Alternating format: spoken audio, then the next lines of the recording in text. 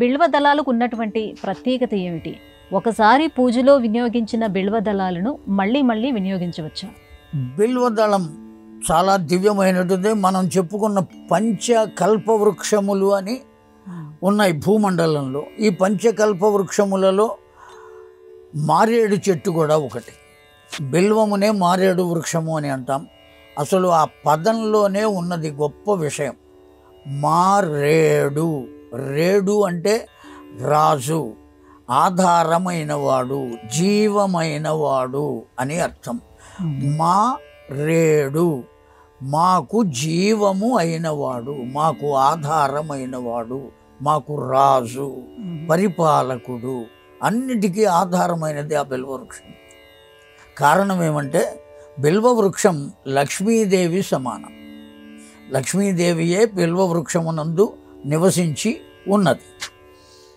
ఎవరికైనా లోకంలో అత్యావశ్యకమైనటువంటి వస్తువు ఏది అని అడిగితే ఏం చెబుతాం మనం? ధనము అని చెబుతాం. ఆ లక్ష్మీదేవి యొక్క స్వరూపమే. కనుకనే అది మా రేడు, మాకు ఆధారమైనది అని. రెండవ విషయం, పరమశివుడు దీన్ని సృష్టించాడు, ఈ బిల్వ వృక్షాన్ని. ఈ బిల్వ వృక్షాన్ని పరమశివుడు సృష్టించినప్పుడు ఆయనకు, ఆ పరమశివునకు 3 నేత్రాలు ఉన్నాయి. అందులో ఒక నేత్రము ద్వారా సూర్య భగవానుని సృష్టించాడు. రెండవ నేత్రం ద్వారా చంద్రుణ్ణి సృష్టించాడు. సూర్య భగవానుని వల్ల ఏం కలుగుతోంది? అజ్ఞానం అనే అంధకారం నశించిపోతుంది. రెండవ కంటి ద్వారా సృష్టింపబడినటువంటి చంద్రుని ద్వారా ఏం కలుగుతోంది? ఓషధులకు బలం ఏర్పడుతోంది, ఆరోగ్యం కలుగుతోంది. ఈ రెండు చూచిన తర్వాత పరమశివుడు ఆలోచించాడు. ఏమని? చింతయ, ఆలోచించాడు ఆయన. ఏమని ఆలోచించాడు? ఇటు అజ్ఞానాంధకారం పోతున్నది, ఏదైనా రుగ్మత కలిగితే దానికి సేవనం చేసేటువంటి ఓషధులకు బలం కలుగుతున్నది, రసం ఏర్పడుతున్నది. ఇదంతా బాగానే ఉంది జీవనంలో. కానీ అనేకములైనటువంటి ఈ ప్రజలలో పొరపాటునో గ్రహపాటునో పాపములు చేస్తే ఆ పాపములు ఎలా పోవలే అని ఆలోచించి 3వ కంటి నుండి ఈ బిల్వ వృక్షమును సృష్టించాడు. ఎవరైతే దీన్ని ఆరాధిస్తారో, ఆ బిల్వ వృక్షమునకు ఉన్నటువంటి దళములను ఎవరైతే సృష్టించిన వారెవరో వారికే సమర్పిస్తారో వారి పాపములన్నీ నశిస్తాయి అని. త్రినేత్రంచ త్రియాయుధం త్రిజన్మ పాప సంహారం ఏక బిల్వం శివార్పణం. ఆ శివుని యొక్క 3 కన్నులతో సమానమైనది ఆ 3 దళములు. అందుకనే ఇటువైపు ఒక దళం, ఇటువైపు ఒక దళం, మధ్యలో ఒక ఆకు ఉంటుంది. ఆ 3 కూడా 3 నేత్రములు, సాక్షాత్తు లక్ష్మీ స్వరూపం. ఎవరైతే ఆ దళాన్ని ఒక్కదాన్ని ఆ విధంగా ఆ శివలింగం మీద ఉంచుతారో వాళ్లకు సర్వ సంపదలు కలుగుతాయి, సర్వ పాపములు తొలగుతాయి.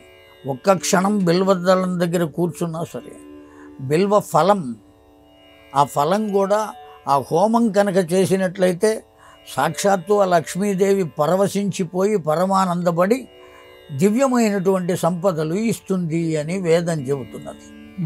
ఆ కారణం చేత మనకు అన్నిటికీ ఆధారం వేదమే. కనుక ఆ బిల్వదళం, ఆ బిల్వ వృక్షం అంత గొప్పది, అంత దివ్యమైనది. ఇంకో విశేషం ఉన్నది దాంట్లో. సర్వసాధారణంగా వృక్షములన్నీ కూడా పుష్పించిన తరువాత ఫలిస్తాయి. కానీ ఈ బిల్వ వృక్షానికి పుష్పించడం అనేది లేదు, ఫలించడం అనేదే ఉన్నది. కర్మ జరిగిన తరువాత దాని ఫలితాన్ని పొందడం అనేది మిగిలిన వృక్షముల పని.